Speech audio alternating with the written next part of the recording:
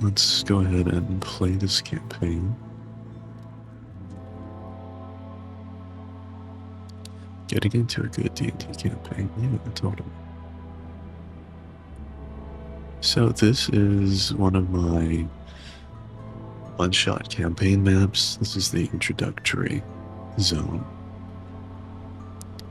Our adventurers, traveling from the city of Carthink, must venture across the desert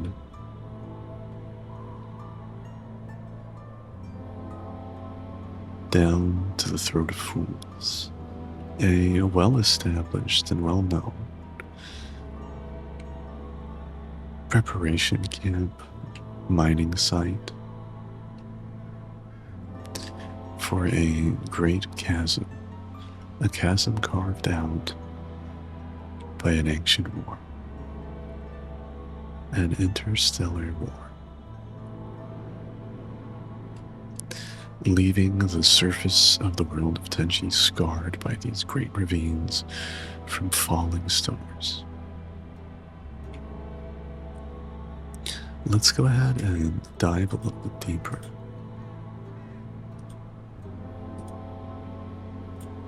Let's see if I can pull up another board here.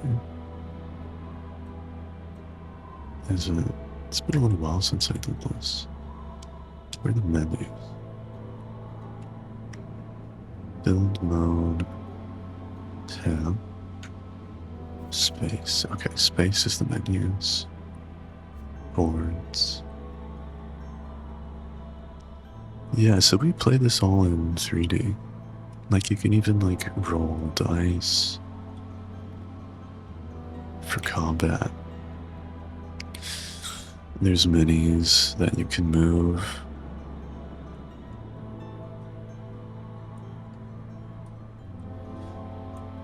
And it tracks things like HP, stats, things like that. I like to play with the light and dark aspects. So this is a really simple map, but I did add, this was sort of me learning how to use the program. So I placed all of these terrain pieces by hand to sort of create a sense of the mouth of the descent. So let's go ahead and head into a side passage.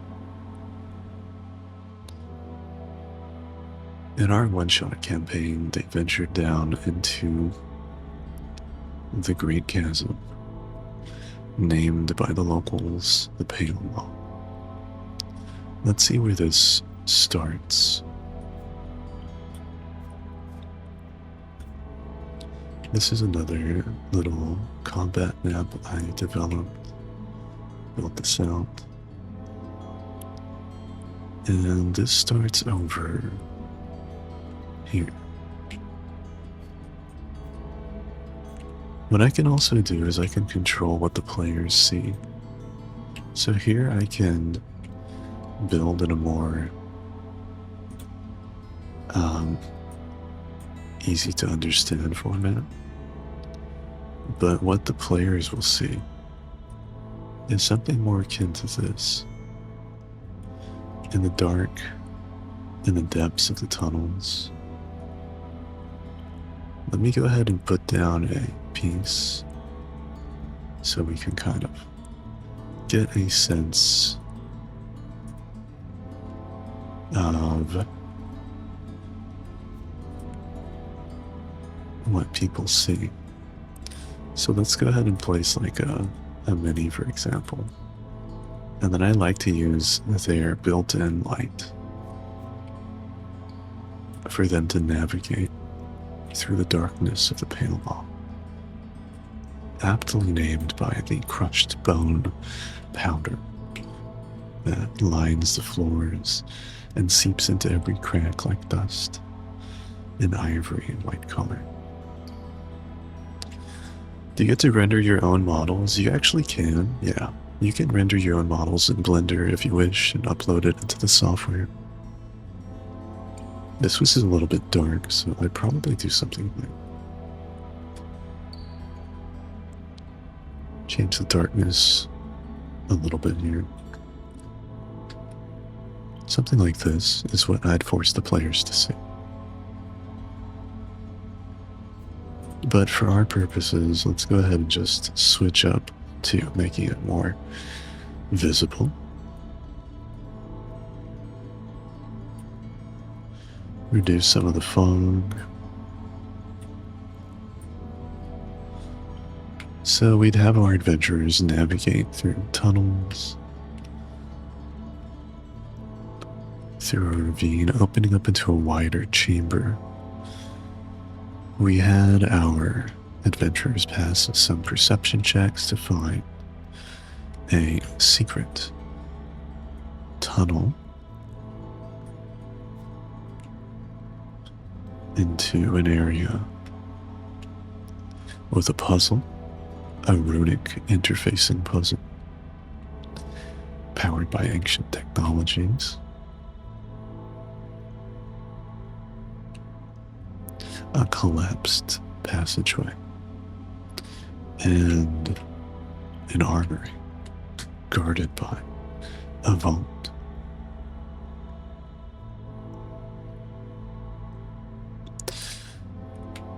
And then the cavern opens up a bit more. We can see an Eldritch tower.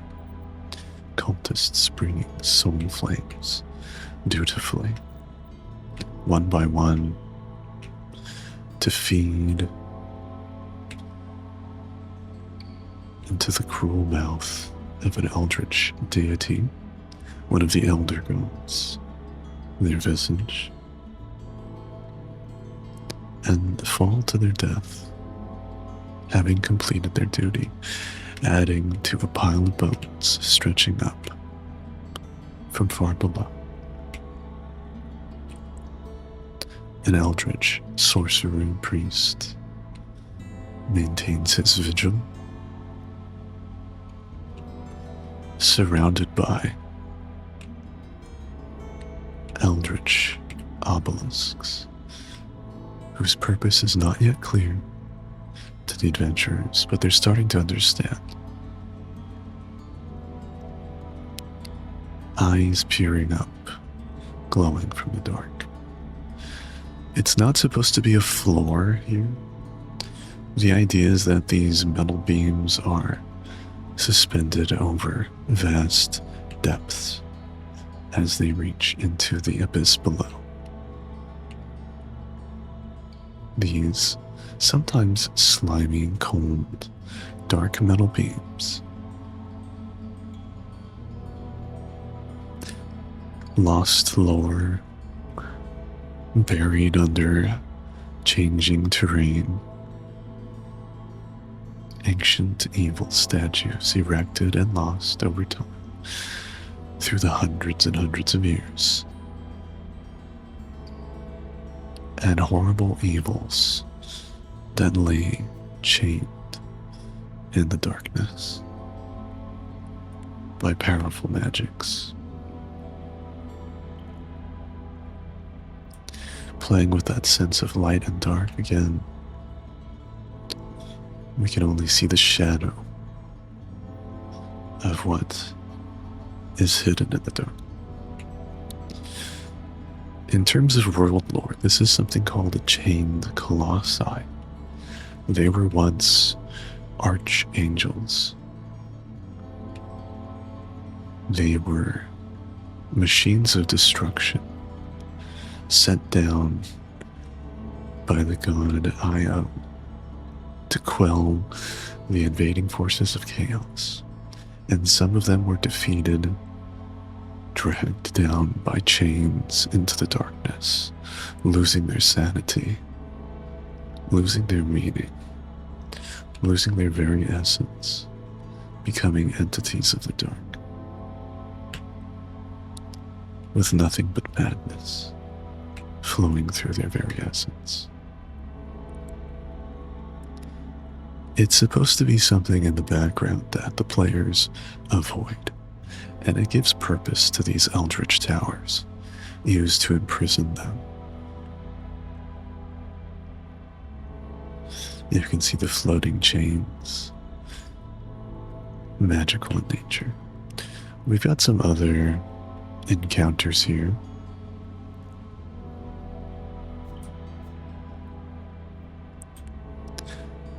An underground river.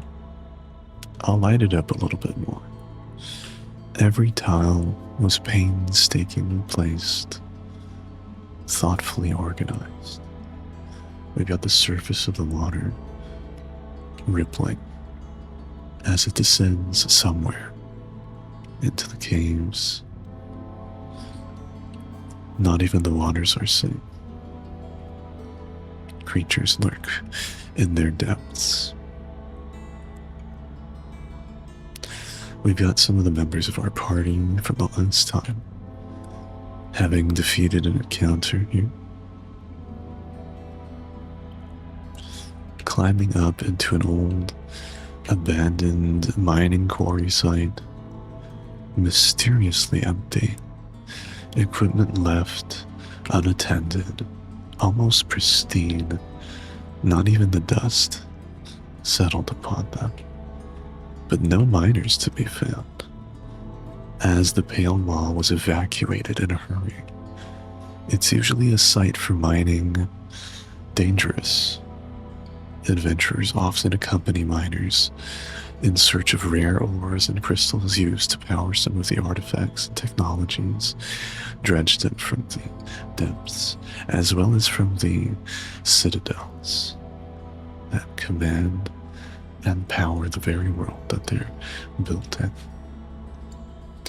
The citadels are a different story, and they are the emphasis and highlight of our upcoming game that we're developing. The ravines are just sort of a side quest location, a side labyrinth dungeon system that is the opposite of the citadels. Instead of rising and towering high into the sky, they delve deep, almost endlessly, into the ground. And instead of miners, here we have some strange, decrepit, almost like a childlike creature, illuminated by the soft glow of the crystals in the darkness. How many Balrogs? More than you can count. What this creature is a secret, but I will give you a little hint. Not all things are what they seem like in the dark. We've got this nice underground lake arena as our path to progression for this area. Alternatively, there's another path to progress, to climb through and tunnel deeper into the caverns, into our next zones. The next zone being, I'll give you guys a sense of the scale as well here for this map. This is the size of this battle map. It's carefully crafted to be somewhat linear in nature because this is a one-shot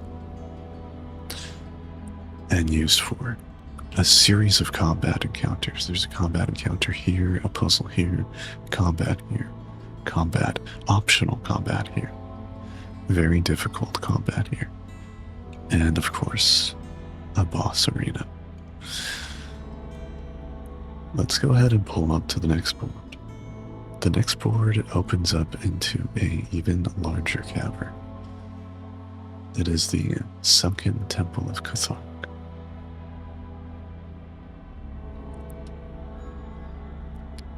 You can even see, this is under development. I haven't finished this particular map, but you can see the scarring from the fallen star that carved out many fallen stars, pieces of moons actually, if we're being technical. Pieces of moons that Eldritch deities cast out into the void to find civilized worlds, to smash into and destroy these moons, almost like starships, convoluted starships carried by gravity and entropy, infested with monsters of all kinds from all 7 of the Eldritch gods, undead, aberrations, dragons, and more. Evil monsters that infest the world. And we have here what's the word for this? It's a necropolis. A damaged bridge suspended over the abyss. Large metal bridge. We can start with the ruined temple. There's a ruined temple guarded by demons, statues, worshippers. Each and every piece carefully placed, every little decoration, every tile. Demons with their assistants. Does she want to eat my soul? She's quite literally wielding a soul flame to light her way.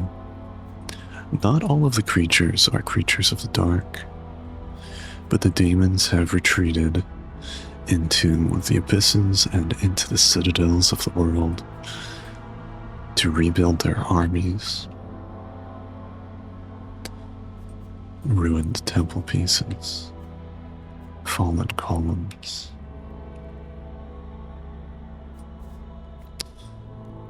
A sort of landing point. I'm actually going to build this out here for an introduction to one of the main antagonists. A antagonist known as Gideon. And this is going to be something of a war camp. The Eldritch beings themselves don't even get along. And it keeps them from being organized enough to reinvade the surface.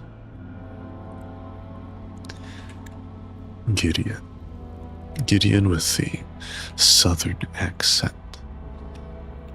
Gideon who loves flowers, but snaps at his servants with his bone whip, ripped from the spine of whoever his latest obsession is.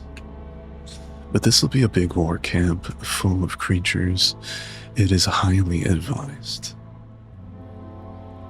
to sneak through this encounter, just eavesdropping, listening in to what they're discussing, quarreling about, as they look to invade the necropolis, full of cultists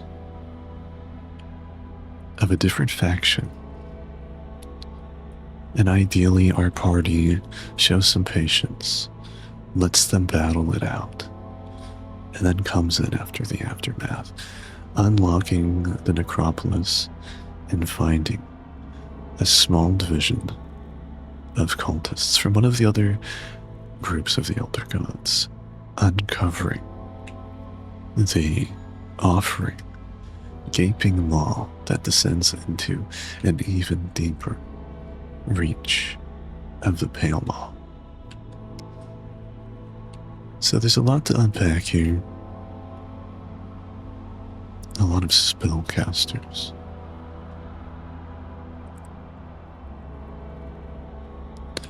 A lot of preparation to do here. The skull bone thing. Yeah, we have that sense of the fog of war. But we'll build this out. This is just sort of a transversal ravine, a few little hidden secrets to approach with the ideal approach being on the right side, through this little temple, quietly, taking out the guards, scouts. Let's go ahead and move to another board. This is one of the larger boards that I did for a rogue-focused mini campaign, just to sort of teach one of our lovely viewers and mod Kamizu how to play. But I had a lot of fun learning how to use the world builder. So this is one of the bigger boards I built. You can see the vastness of the scale here. So the campaign technically starts up here in the desert.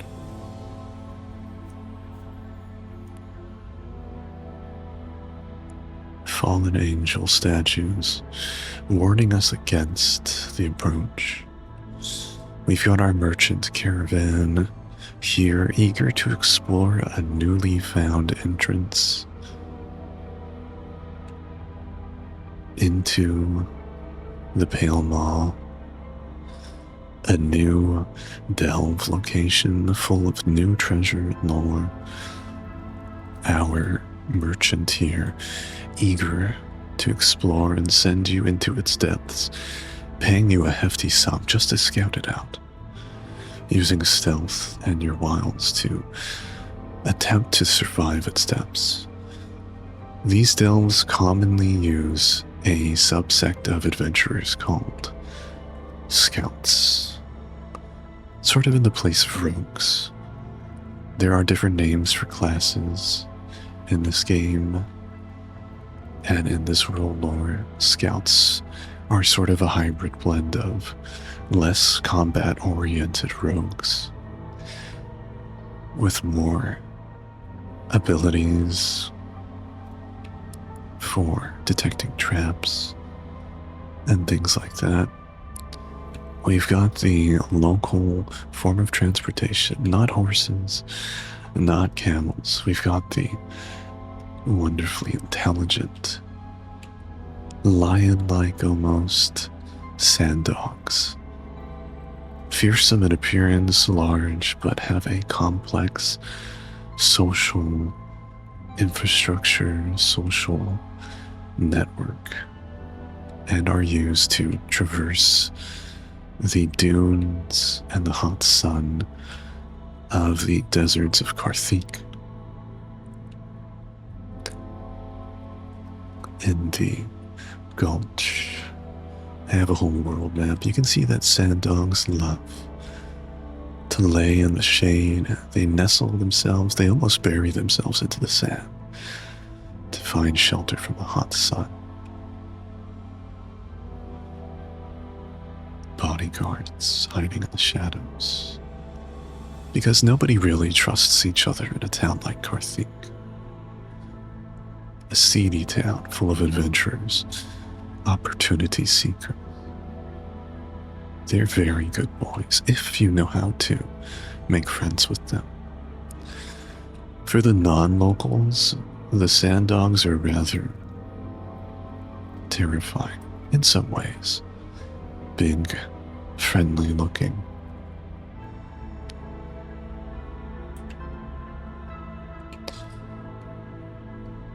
Very intelligent creatures. And here we have the entrance itself. What could lie behind but the vast depths of one of the larger cavern drops? Our protagonists need to navigate across the slippery, thin metal beams that provide a descent down in, whether these are naturally formed or placed over the hundreds of years that the Eldritch have been building in here. You can navigate, place ropes, find your way eventually down. I wanted to create a sense of depth and wonder. I didn't want my maps to feel 2D. I didn't want them to feel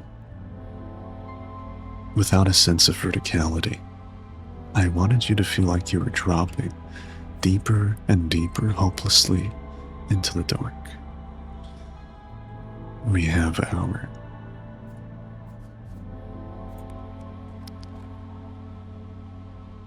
devouring worms, leeches, cold marrow worms. These marrow leeches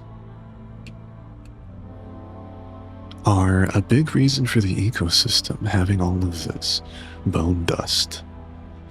They devour the corpses of the Eldritch, of the humanoid races of adventurers, of the rocks themselves. They burrow through, leaving this white, powder-like dust all over the titularly named Pale Maw.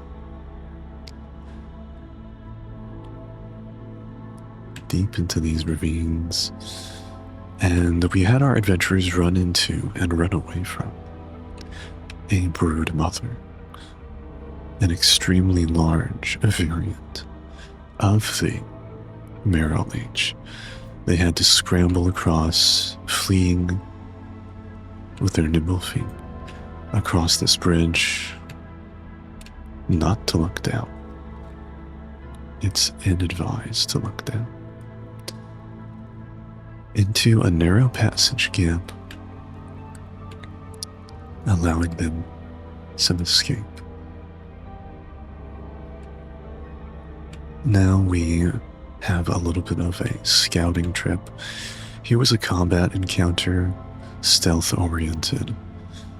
A group of undead grunts, minions of demons, monstrous servants, tossing corpses over the side into the depths, their bodies hitting the rocks below with a clang.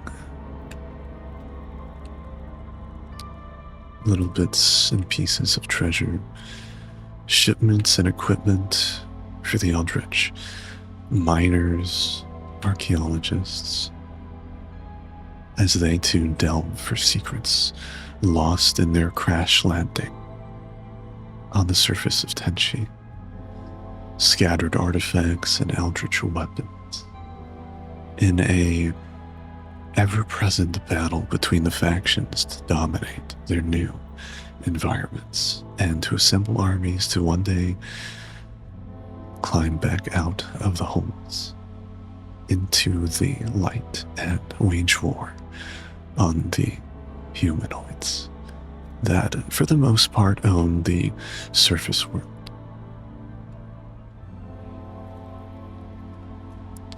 We had a assassin-based encounter here because we had a shade, a specialized alarm shade, an undead creature that gazes silently over its surroundings,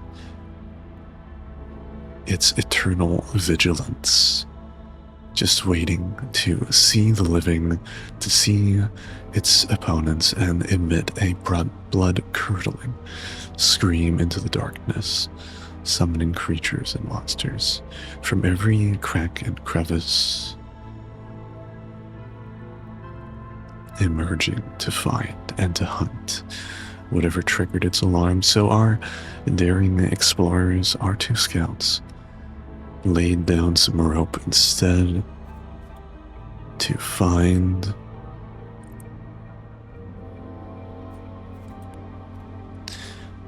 a back passage.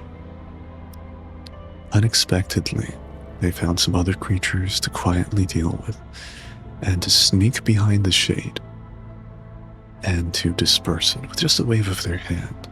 They're so ethereal, which allows them at such a low power of magic to remain static for centuries, just surveying. Easily dispersing them, they ran into an assassin. Eldritch assassins. Here we have our two scouts, looking at their newest encounter.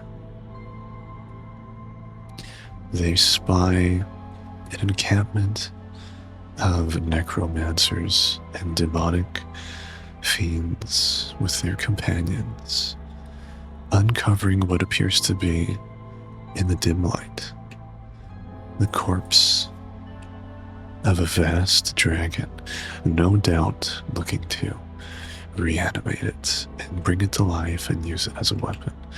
We can see here this mud that it seems to be sunken into. Eldritch tools, grunts and miners laboring away in the mud, trudging through it, toiling. Their monstrous little faces. Piles of bones as they've dug through, used for their soul flames. A special and very enticing eldritch chest. I wonder what's within it. Lit up by a soul flame, elegantly carved, too elegant to be used here. Perhaps it's the personal luggage of the overseer's succubi, with her demonic hound just visiting one of her points of domain, one of her dig sites, visiting to see their progress, as digging through this mud and rock would take a very long time.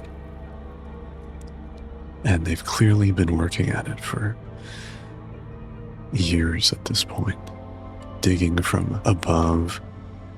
Probably this was all not exposed in the past. And in the distance here, we also see an eldritch relic, the frozen head of what could be a chained colossi, holding not originally a demonic artifact, but instead a piece of machinery from the divine god of order, Io, now red and corrupted. Its very presence needing to be held by a celestial hand, untouchable by the hands of demons. It would simply melt them away, and yet corrupted. The very limb of what was once an archangel, a protector of order, a servant of the machine god Io, spreading order throughout the universe. Tenchi being one of only countless worlds inhabited, controlled by the celestial pieces of machinery known only as the Starblades, of which we'll get to more in the future. The light of the Starblade alone, enough to purify such an artifact. So this is one of the bigger maps. You can tell we've added a lot of scale here. I really wanted to build this out as a whole. I didn't want it to feel small, even though when you look at it, the actual combat map is really small. We just have a little bit of scouting here. We've got an encounter here, there, an assassin duel. And then ideally, I'm hoping our protagonists realize that this is a stealth encounter, that trying to fight all of these creatures on their own would be very foolish, though the loot is extremely tempting. And once they reach their goal, this artifact, celestial in nature, extremely valuable to the locals, something that would be priceless to a Templar of Etuvai, the holy city, the nearest piece of civilization to the Badlands and Wild West-like city of Carthink. This is our final D&D map that I'll show you guys for the day. We have the desert city of Carthink that we are putting together mostly for lore purposes. We've got the encampments outside, merchants, adventurers, people waiting to enter the city through its strict regulations. You need an adventurer's pass to be a local or some other good reason to enter the city walls at this time. And so we have merchants and the other like usually able to enter into the city. They're usually able to enter, but today they're outside, stranded, setting up little encampments, selling their wares. Adventurers browsing their goods. Everybody here is a little bit rough and tough if they're out selling their wares near Carthink. Extremely lucrative. Airport pricing. Everything is marked up for the adventurers because of how much wealth they experience. Fish would be an absolute delicacy. Some of these are underground fish, brought up from the depths, especially this one here. Underground fish, because we're in the middle of a desert. To sell fish like this, dried, fresh or otherwise, would be a delicacy to the locals. We've got goods inside the caravans.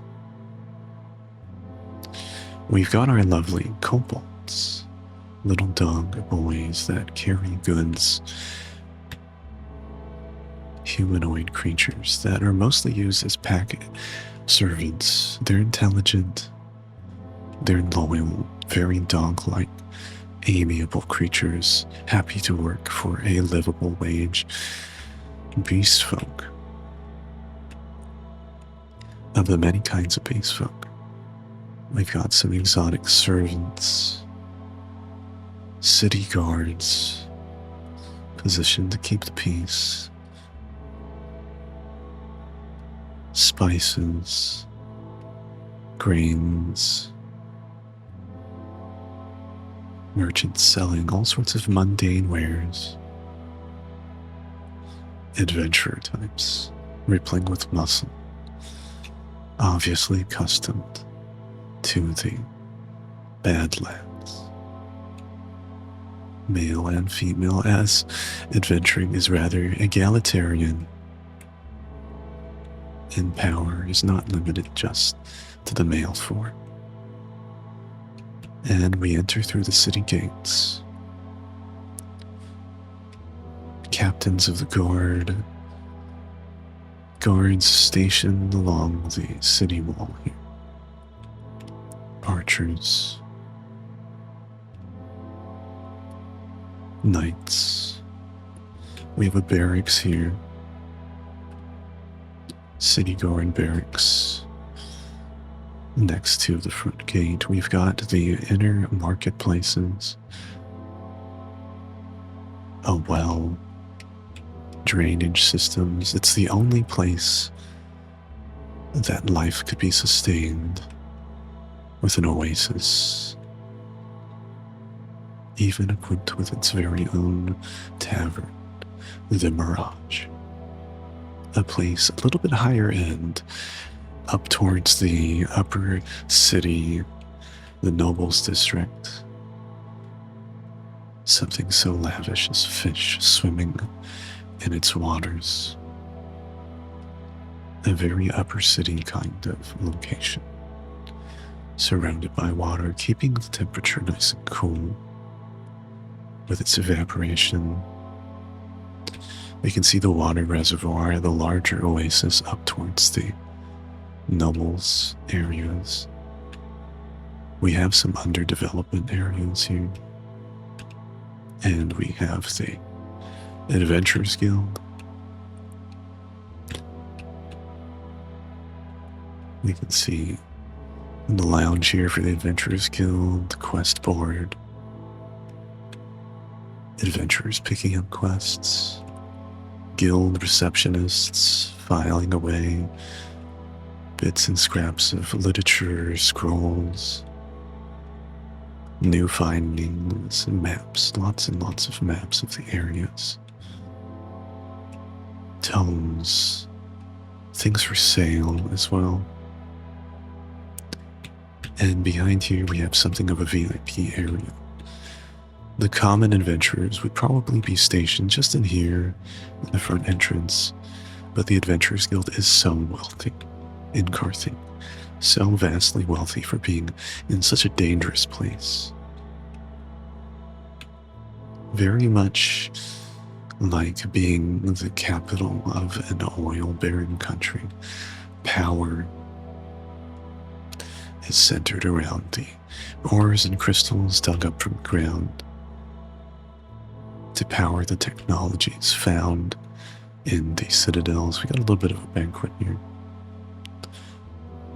You have upper level B-ranked, C-ranked adventurers planning here. To be C-ranked or B-ranked is actually pretty good in this world. You can see the conference room for B-ranked and A-ranked adventurers here to discuss with important clients. Only the best for the clients, with serving girls.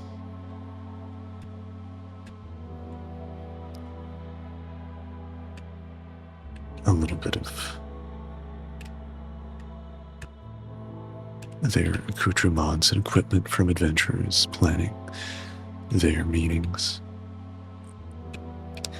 It's not an isekai where you need to be SSS plus ranked. Or if you were, you would probably control entire nations. If you were S ranked, you would control entire nations or be the weapons of governments, things like that. You wouldn't be just a common adventurer. You'd be government sponsored. And usually sent on military campaigns or to control areas around citadels to keep the peace. Simple jobs like that sometimes are the most important. I got a lot of help from Aviciel for this section. We have the bookstore. Oh, the bookstore is beautiful. We've got the bookstore here full of tomes, magical spell books, skill tomes, equipments, rings, amulets. I think this too is Aviciel's and Aviciel's character's favorite spot. Sitting, playing board games, drinking spiced chai, drinking horchatas, a local drink.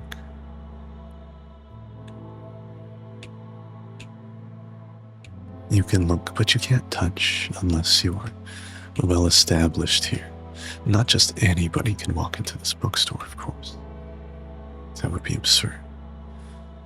We got some other equipment, scrolls, magical items. This is an occult shop for witches and those interested in performing the arts of the nether, channeling the nether, using the language of magica. And those acquainted with infernal artifacts. As we have several classes, we have Eldritch, Nether, Magica, the language of technologies. We've got our blacksmith and our sellers, as equipping adventurers, replacing their gear and such is really goodly and truly a big business.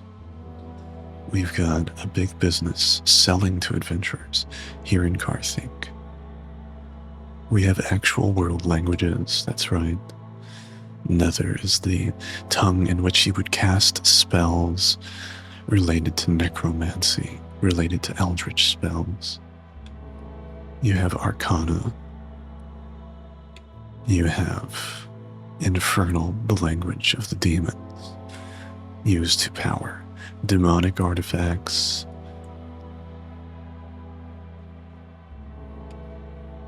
Of course, there's the common tongue and tongues of localities. But I did include some of the primary spell-casting tongues. You'd need to know them to be able to cast the appropriate spells. So we do have our stats divided into different categories. Instead of charisma, we have something called command. Instead of wisdom, we have something called willpower. We've got martial skills used by warriors. We've got agility skills used by stealth-like classes like the scout or the assassin or the hunter. The hunter being a specialist rogue, focusing on traps, the assassin focusing on high damage stealth attacks. The scout focusing on being more of a jack of all trades, being able to read tomes, read maps, decipher lore, explore, disarm traps, better for a campaign. We've got lore masters known as archivists. Archivists would be people that work at these kinds of bookshops and study these tomes. The workings of the machinery, the divine machinery, as well as archivists that focus on the occult nature of things. Nether tongue, infernal, etc. Magica and the arcane being a big field of study, especially in the city of Etuvai, where the city is a religious church and state, a almost zealot nation. And that's where you would find other classes that use command, like paladins, zealots, a sort of divine assassin type, divine stealth users, clerics, healing types. Clerics being the priests of this world as well.